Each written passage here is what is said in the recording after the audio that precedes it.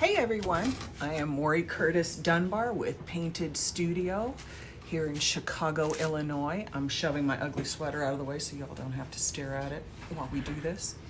I am this afternoon, it's 3 o'clock marathon for APS guest retailer, and we're gonna do some fun stuff today. The first thing we're going to do is I'm gonna introduce you to the project I started yesterday.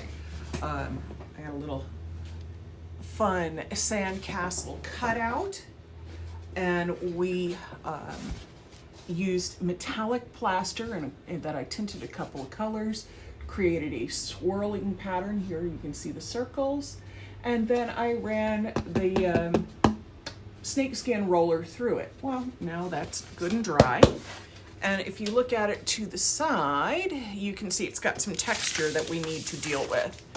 Hi Rhonda, nice to see you. And first thing I'm gonna do, take a little sandpaper and we're gonna just knock down the texture. Notice I'm standing away from my face.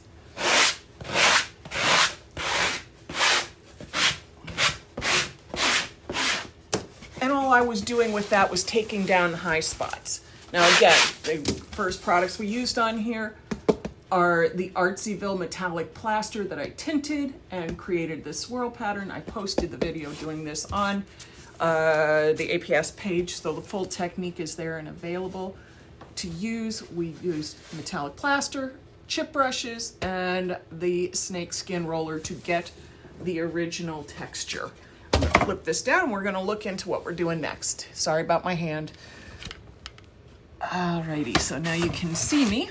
You can see my, make sure you can see this in screen. There we go. I'm gonna go over here to my iPad and load up the live so that if you ask questions, because when the camera's down, I can't normally see, and I wanna make sure that I actually do see your questions if I can. That doesn't mean I will. So let me get on Facebook here. Give me a sec. Let's see. Oh, look, my own live is even coming up. I'm just turning off the volume so I don't have to hear myself talk. And here we go. Okay, great. I can see all of it. We'll see what happens. So, I have a Cricut Maker. So on my Cricut Maker, I created some stencils that we're gonna use. This says, "Gone to the beach." And then I cut some coral stencils. So the first thing I have to do is get this on here, and that's gonna take a second. So I'm making sure I've got no dust on here. And let me take my rag over here, make sure I wipe it down a little bit. And it will not show on the camera, but there's actually a really lovely low metallic shimmer that is so pretty. So the next thing I have to do is peel the backing off of here, and you don't just tear the backing straight up, you roll it, because this wants to peel up really easily, so you got to make sure it's stuck to the backing vinyl, and then kind of pull it down gently so that it stays stuck to the backing and not to the paper you're peeling off. It's probably a little bigger than I needed it to be. I'm really generous when I measure things, so sometimes things get kind of a little extra. I want to make sure that I've got this centered as well as I can, and really it needs to move over just a little bit here. And I know I'm taking this so that you're not seeing it as well, but if I don't do it where I can see it, it won't lay on at all. All right, so now I've got to rub this on. And yeah, it might be, let me see where my end edge is here. We're pretty close. Probably should go over maybe a little more. I need to kind of see how this writing is really cute, but it's often really hard to assess exactly how wide and how long it is. All right, so now I've got that on there, and now I've got to peel the backing off. And I'm working on a texture, which makes it a challenge. And then this is repositionable vinyl, so it also has low tack. So let me get it off. And if I miss your questions because I'm trying to do what's right in front of me, don't worry, I always go through the live and come back in the feed and check the questions. So I will answer anything I can. I will do my best. This is challenging because the surface is textured and the backing wants to, the stencil wants to stick to the front sheet more than it wants to stick to the surface because we have this texture on it. And that is one of the challenges of doing this. So, of course, I had to make it hard for myself because I never like to do anything the easy way. Ask Jennifer. She's known me a long time. If it's going to be difficult, I'm going to do it that way. Always have to find the hard way before I figure the easy way out. Okay, I just want to make sure I'm rubbing things down so they're staying adhered properly as I peel the vinyl back. And as you notice, again, I'm not pulling straight up. This rolling technique, for those not familiar with using a vinyl stencil, puts less pressure and less torque on it than if I was pulling straight up. Oh yeah, if you've got a Cricut, Rhonda, pull it out, use it. This software to make the signs, like, it's part of my subscription to Cricut. When I bought my Cricut, I paid for also something insane like a 3,000 image library or something crazy like that. And it's so user friendly that all I do is just plug the image into the program and tell the machine what size I need it, and it pretty much does it all for me. Okay. I think the longest part of this video is going to be me trying to get the stencil adhered. Well, it's always the most challenging part of the job, is the least interesting part to watch. Come on, stick under. Come on, peel back. Yeah, I do talk to my stencils. I talk to my projects. I don't know who else does. I had a conversation with somebody today that said they're lonely and they're falling in love with their trowels. I said, well, I talk to my projects so that I have someone to talk to. So yeah, we're all getting a little batty, I think. All right, and there's that O doesn't want to stay stuck.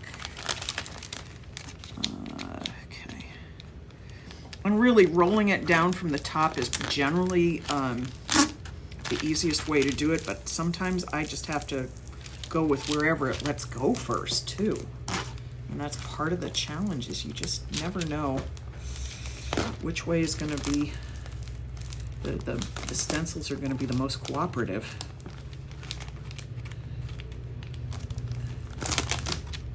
And if this is really fighting me, I have things like X-Acto knives and awls and little needle pickers and stuff to use to really help keep the stencils where they're supposed to be.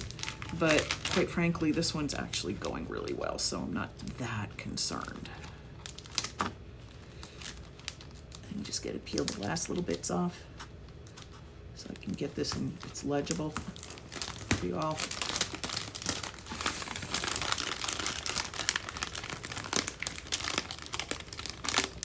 Come on, let go. You're almost there. Sound like I'm talking to my dog every time I try to get him into the bathtub. Come on, let's go. You're almost there. We're almost done. Woohoo! Yay, it's done. Get this all laid down. Like I said, you can see with the light tack vinyl and the fact that this is a textured surface, this is a very gentle adhesion to this surface. So I'll have no problems lifting this, but if I was using something really liquid, I'd have a lot of problems with bleeding. Okay, so yay, I got that done. Next we're going to mix up, sorry for the noise, what we're going to put through it.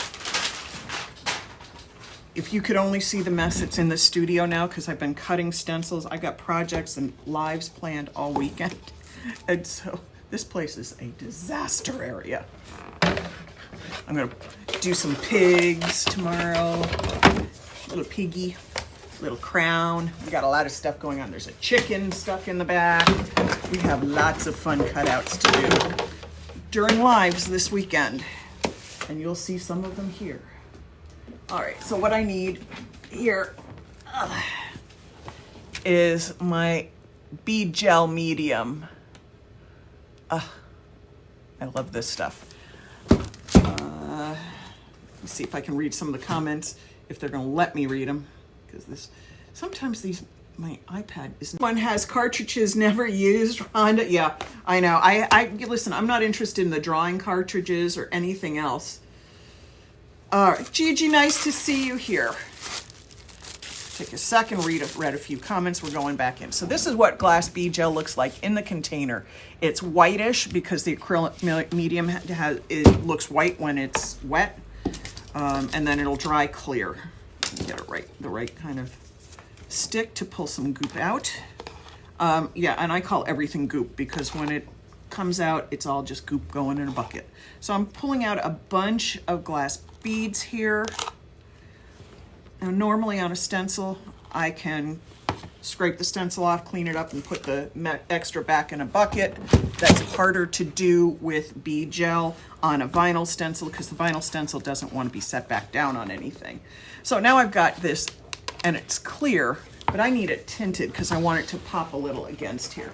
So I'm going to use metallic pigments that I love, and make sure I got the right one. I think I'm going to use Blue Flame. And you see how pretty a blue that is. So that's really going to stand out against this, and it's going to look gorgeous. And you use about 1/8 of a teaspoon per ounce, but you can use less or more depending on how densely pigmented you want it. But these are powder pigments that are meant to go in water-based paint, so they dissolve really nicely, and they're going to give this bead gel, which is already gorgeous, a really lovely oceany blue color. Now our blue here is a little more muted. Oh, these are primary elements, pigments. I'll put my link in here so you can come check out some of my products. I try not to do a lot of advertising when I'm on Jennifer's page, but you can come check it out or send me a message and I'll contact you with it. But the cool thing is that look at how pretty that is. Now that's going to dry translucent and blue, but it might be just a little too bright to go with this softer blue that I have here. So I got to look and see what my colors are. And that's green, that's emerald. I had a gray one, but I don't have it out here with me, I don't think.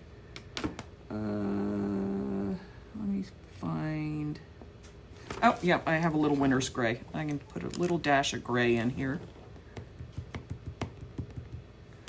And that'll soften it. And then I want to put just a hint of green. Just because the colors are super vibrant and I just need to take it down just a tiny bit. Don't ask me how much color I'm using for any of this. It's until I get it to the right color.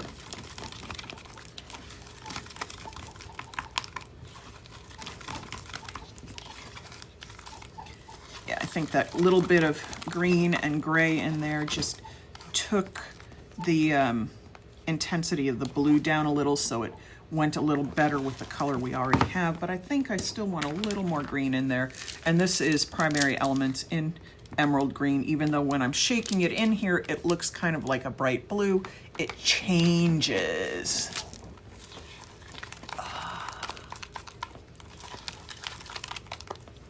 And so when it liquefies, what these pigments look like in one way are not how they look when they get wet. So I'm just shifting my color to be a little less intensely vibrant blue and a little more turquoisey. But I wanted to use metallic pigments because I want this to dry with a little bit of metallic. And now when this dries, this is going to be a lot more subtle on here. And really, that's good, because if I want to, I can outline it, I can intensify it, I can do a lot of things. I'm gonna put gloves on to do this because this is really messy on your hands, and bead gel likes to stick. Bead gel's sticky. So we're gonna put gloves on to do this. Arrgh. All right, so the next thing then is going to be, where's my key? This is one of those throwaway credit cards that come in the mail. I get them all the time. You know, with 1, 2, 3, 4 and all that other stuff is the number on it, so don't think you're getting anything exciting looking at this, but I can then butter it across the surface. And that's what I want to do, because if I scrape it, I get all these drag marks in here. If I butter it, it smooths out. I'm just taking the bead gel.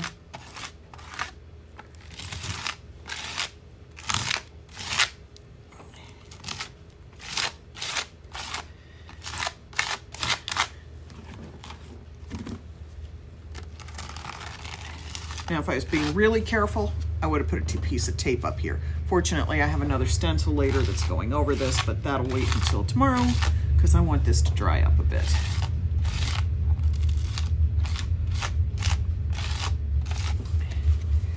And I'm going careful because beads, and the reason I'm using this is because it's super flexible.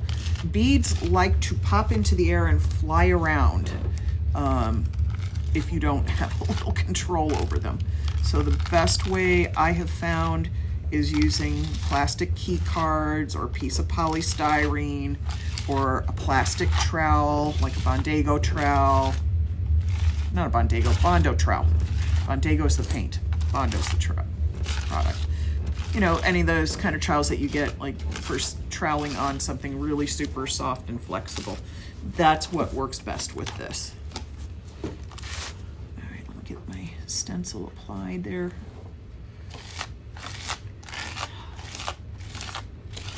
Now I'm hoping I don't have a lot of any bleed through on this because I am working on such a textured surface. I'm trying very hard not to trowel against the edge of the stencil, meaning I'm trying not to flip up like that. I'm trying to push it from the edges of the stencil in because that helps prevent lifting and helps prevent bleed under. So obviously this took quite a bit of product to do this. Let's say about half a cup. And on any other stencil, I'd probably pick it up and clean it off and wipe it up, but this is a vinyl one and I don't want to be messing with that, so I'm just peeling up my stencil right now.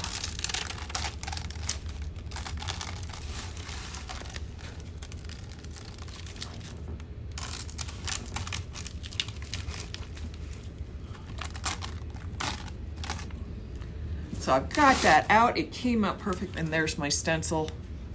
Give me just a second, I gotta throw it in the trash.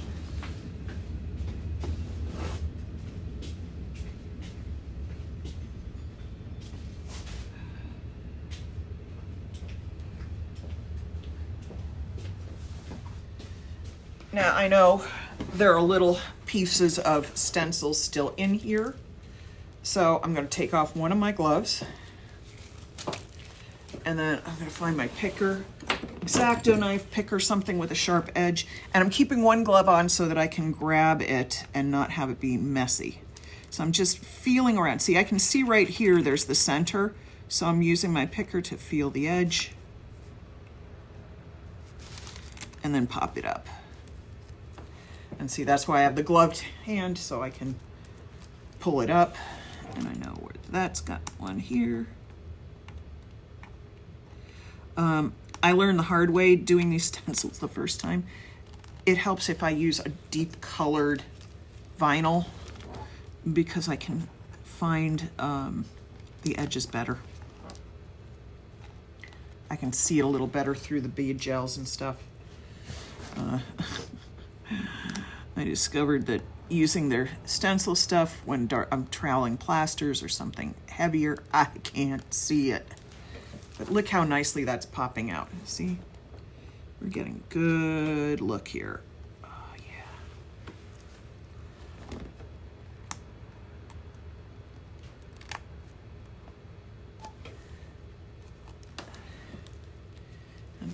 I'm sorry I'm not looking at your questions right now. Oh, God, this is great. Hey, Amy, I am putting bead gels through a stencil on a sandcastle cutout.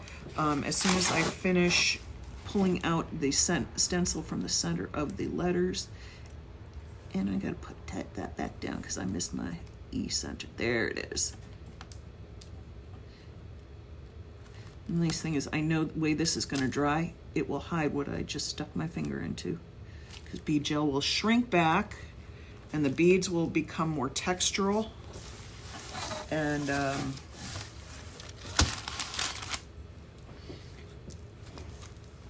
so if I had a funny little raised spot, it'll kind of go away. I gotta go in here and find my edge. There we go.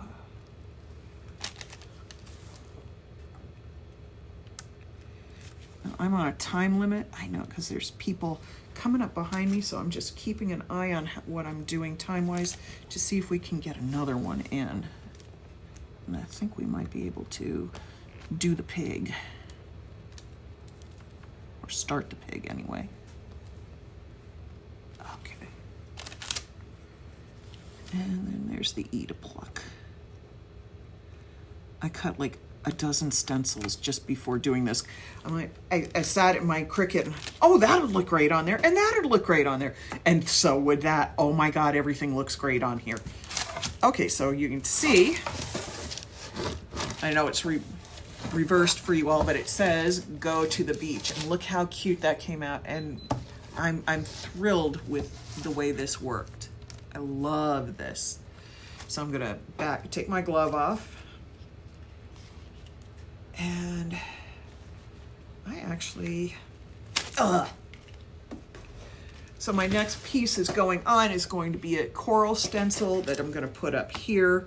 And then we'll decide if it needs any other coral stuff, but this is gonna dry for a while. I love this. This came out perfectly. And let's see, oops, I dropped stuff on the floor. So look how cute that came out, yay. Sorry about that, I hit the wrong button and I paused everything for a second, but let's see if I can flip this up. I have my hands in front, I have my phone on my charger right now so that it doesn't die in the middle of it, but look how cute that is. So that's where we're going with this. Let me go and put this aside for a few minutes, like grab the pig, and we'll go right back to our next project.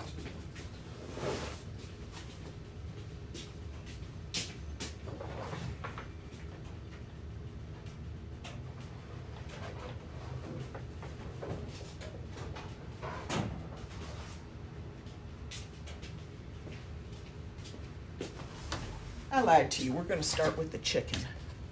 Hang on a second and grab my next product.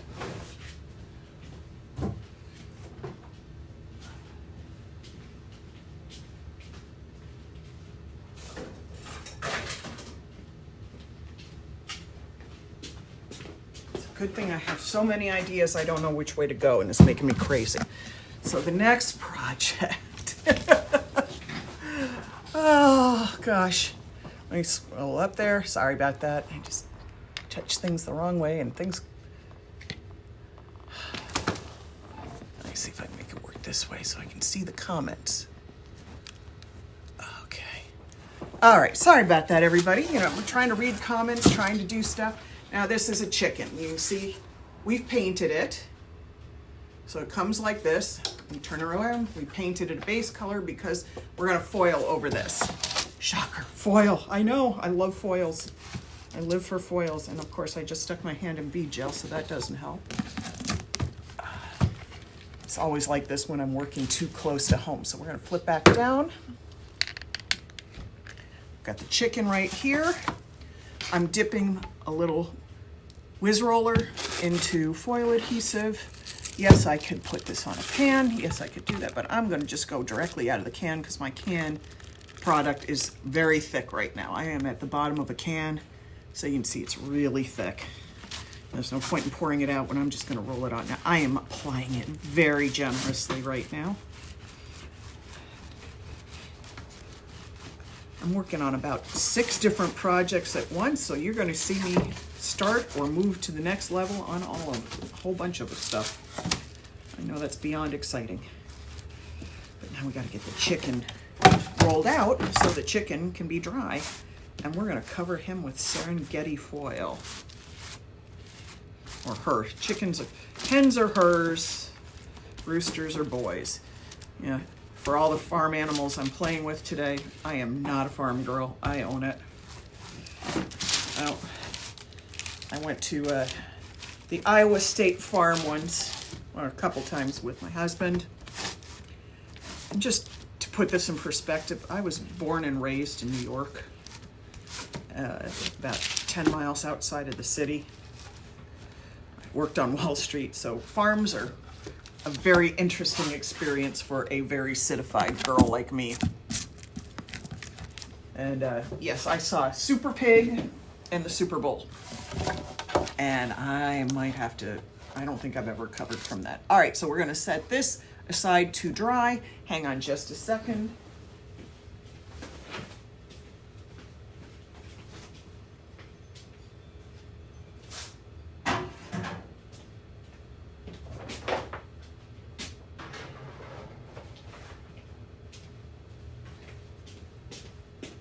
Okay,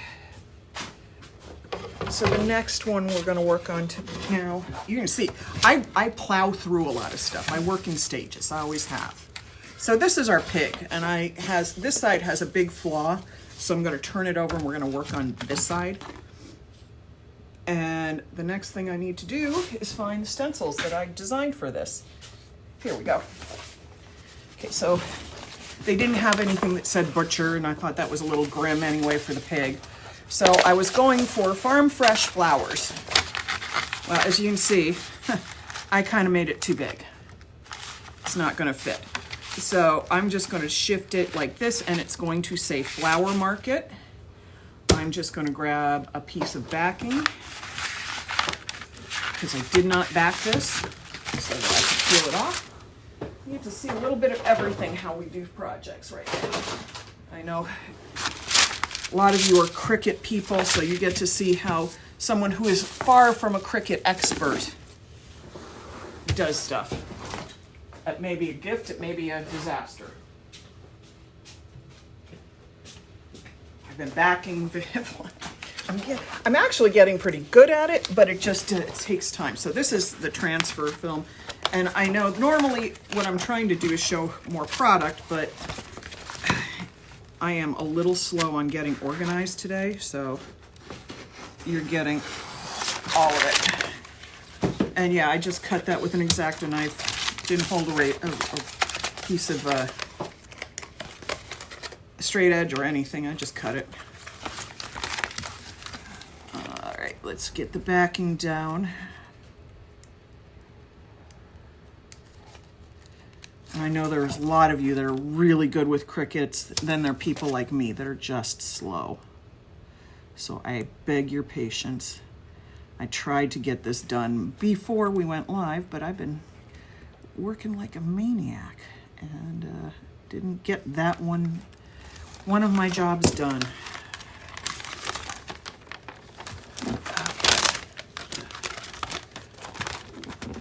And you can do these with any kind of vinyl stencil or any other stencil. These just happen to be the ones that I cut for myself.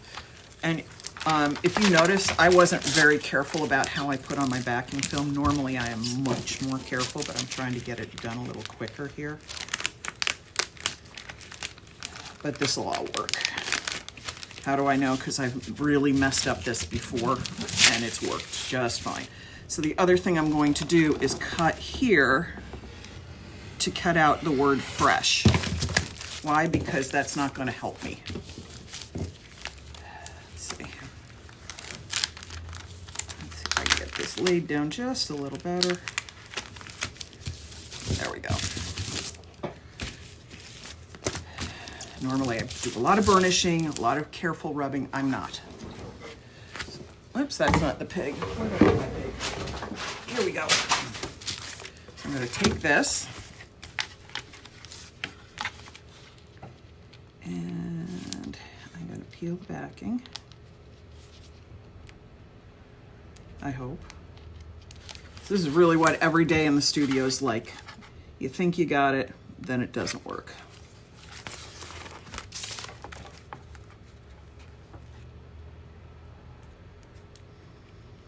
You know, this is about as exciting as watching the paint dry itself. By the time I finish this, I'm just gonna drop it and we'll go back to the chicken.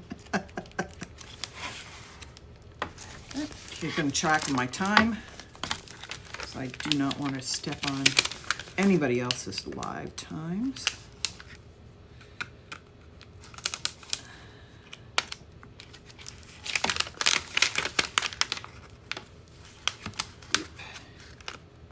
All right, here we go.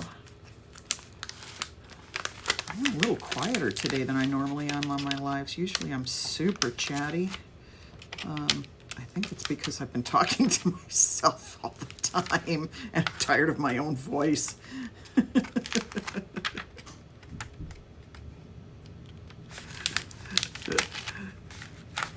I know somebody's going to ask, well, why don't I just peel the backing off and do it to the wood, apply it directly to the wood, and that doesn't work. You need the backing to hold all these little odd pieces that are the centers of letters and stuff.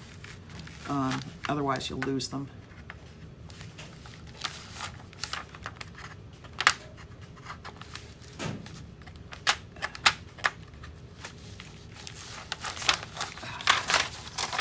And of course, another part of this is keeping my own hands out of it so I don't screw that up.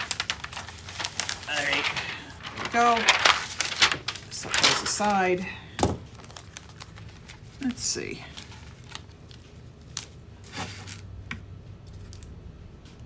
Okay. I really kind of want it centered in his back, and I can put flowers here, and I can put a small blossom there, but I just need to make that a little lower, I think. All right, now this is going to be a little tricky since I managed to pleat it all over the place. Let's take this here. And if you're wondering, I keep sticking my elbow into these bits and pieces over here, so if I'm grumbling at all, it's because I'm doing something dumb that you can't see on camera, which I probably should be grateful for, but I show you anyway that I've done it, so. All right, let's get this let's get our little piggy to market.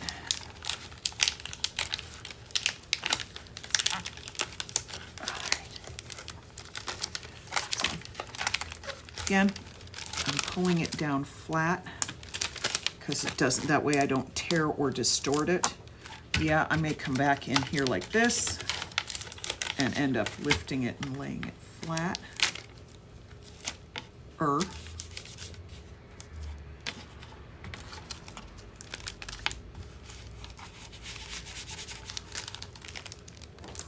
gotta make sure I get it laid right the first time.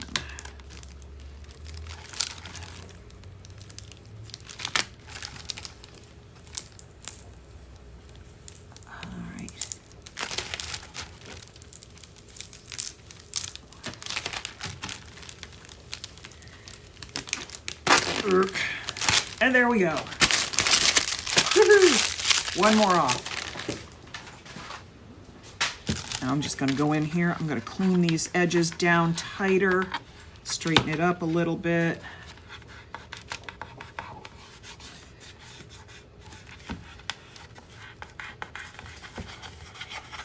And you can see what I'm really doing is I'm burnishing around the openings to the letters.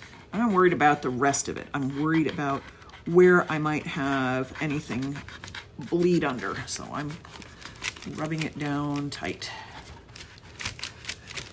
And then we're gonna mix up another little bit of product. We're going to use something else. Woohoo! Set that aside for just a second. We got that. And we got our gel medium.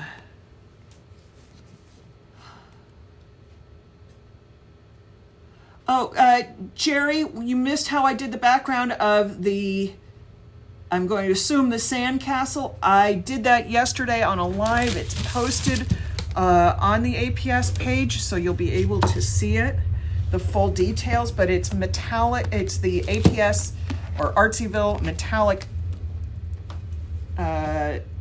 paste, and then I pigmented it and created patterns with chip brushes and with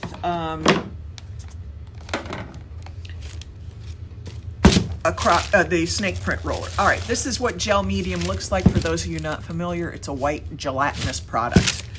It dries crystal clear and it's creamy smooth in texture, and it's really wonderful to work with. So I'm gonna grab a stick here. I'm going to take a little bit out here. See, super smooth and creamy. And this we're going to mix a little pigment in as well. And I have to think about what color I want this, because eventually this is going to get a stain coating over it. But this is my first layer, so I need to figure out what colors. And again, I'm going into the metallic pigments because I love them so much. That's gray. We're gonna go kind of traditional and go burnt umber, because then I'll just stain over the back and we'll put the flowers in other colors. And again, I'm not using a whole lot of pigment.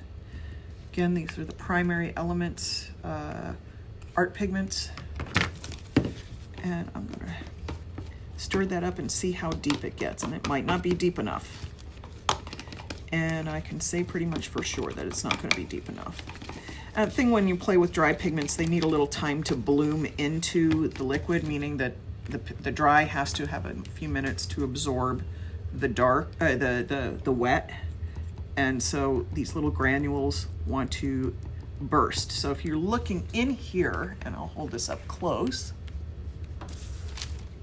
you can see there's little grains of blue and brown and stuff that are blowing up. And that's what's happening, is the pigments are doing what's called blooming. It's sort of like when you put yeast and warm water together and all of a sudden the yeast starts to swell and bloom. That's what it is. It's very much the same thing.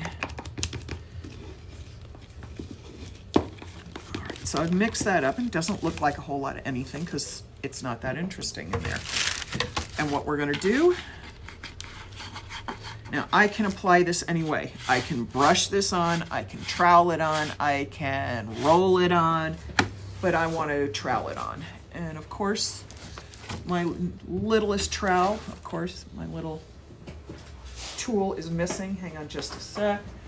And my apron's falling off too as I'm doing this. That's helpful. I am having a very disorganized day. Too many things going on and not enough places for me to look. There we go. And I got another key. So I'm just going to take this. I could use my little Japanese trowel, but that one happens to be over in the sink because I just washed it.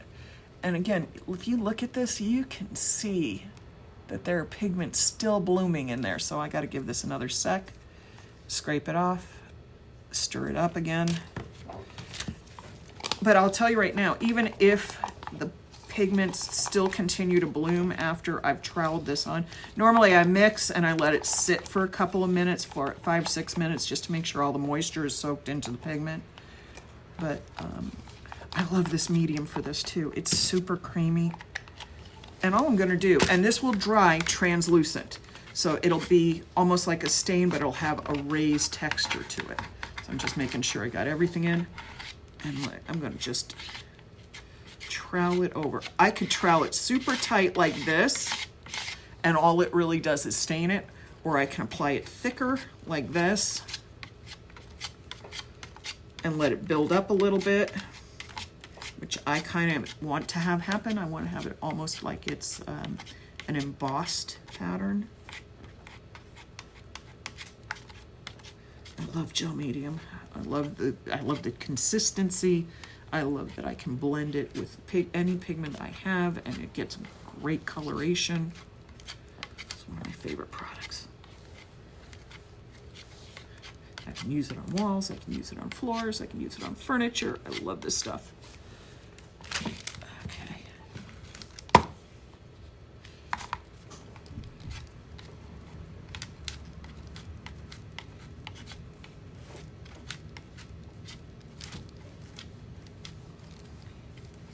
Now this will not level, so however I apply it is how it's going to dry. So once I've filled in all the empty spots, I go back and try to smooth it over. And I got a lot of work time with it. I got a good 20 minutes, if not more. I mean, you can see I'm just playing with it right now, and it's got nice open time to work with.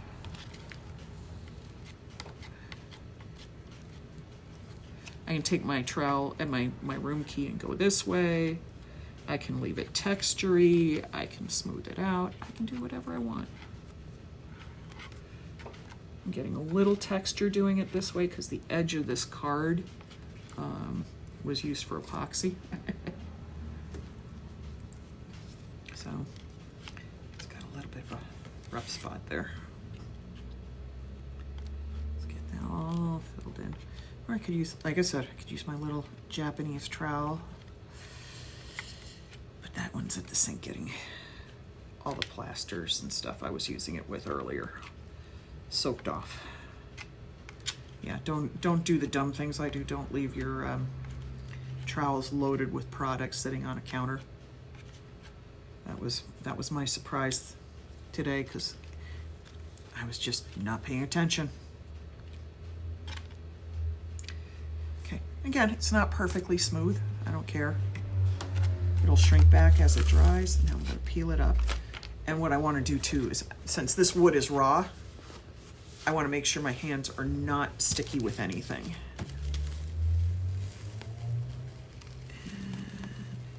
I am slowly peeling back.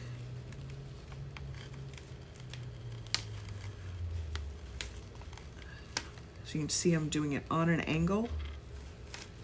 What you might not see on the back of this too is that it picked up a lot, the stencil picked up lots of little bit of wood shavings and stuff that were on here. Little tiny bits of stuff.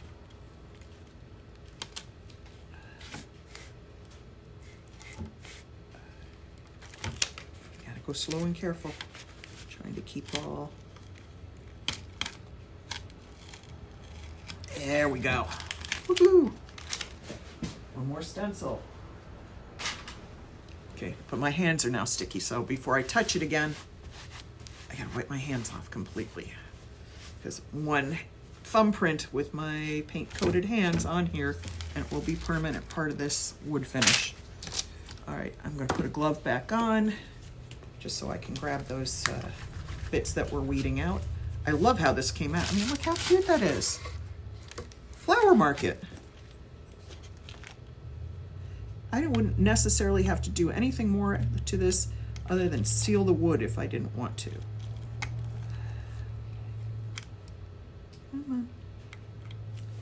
Glove's not on my hand properly. It's a little too. There we go.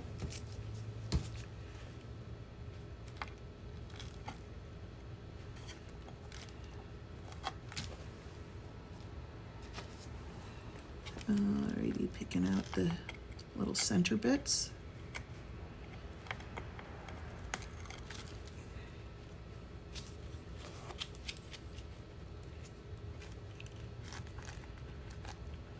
I wish you could all, well, you could all see it if I flip the camera around. My studio is a trashed disaster today because I did so much stuff. And Jennifer has always said I make mess in studio faster than anybody she knows, and that's really true. Because I move back and forth too fast and have stuff everywhere. Okay, I gotta turn that so I can get that angle a little better because I can't see it from here.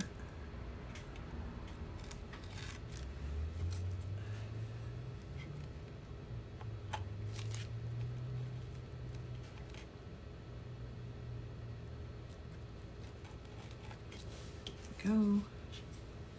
All right, flip our pig over. And yeah, I have some bleeds here, but I'm not actually going to try to clean them up right now. It's smarter if I let it dry a little. And I might be able to peel it up with an X-Acto knife, whereas if I rub it right now, I'm likely to just rub it into the wood. There we go.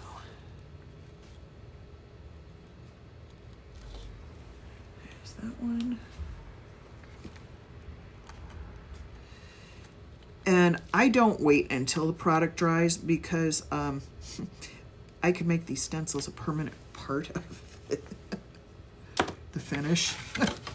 Alrighty, here we go. Look at our little flower market sign. Oh my God, this is so cute. And we're done for today, folks. Alrighty, now I will be back live on Jennifer's page tomorrow. And so you'll see a lot of these get finished up. Hold on, I'm angling my camera up so I can see. So, hey, Camilla, yes, bad attitude. Her little brother has called me bad attitude for years. Thank you so much, everybody. I appreciate you being here. Of course, sprinkle the love. Be generous. The more generous you are, the more opportunities we have to do giveaways. And Jennifer gets her group grown, her community grown. We love having you here. Any questions, do not hesitate to post them. If just because I didn't go and read your questions now and answer them doesn't mean I won't. Shortly, I will post the link for the wood cutouts and all the materials I used and the Cricut information that I used in the post after I've posted this, and I will read all the questions and answer them all. I hope everybody has a wonderful Friday. I love doing these marathons. I hope you're getting a kick out of them too. Have a good day, everybody. Bye-bye.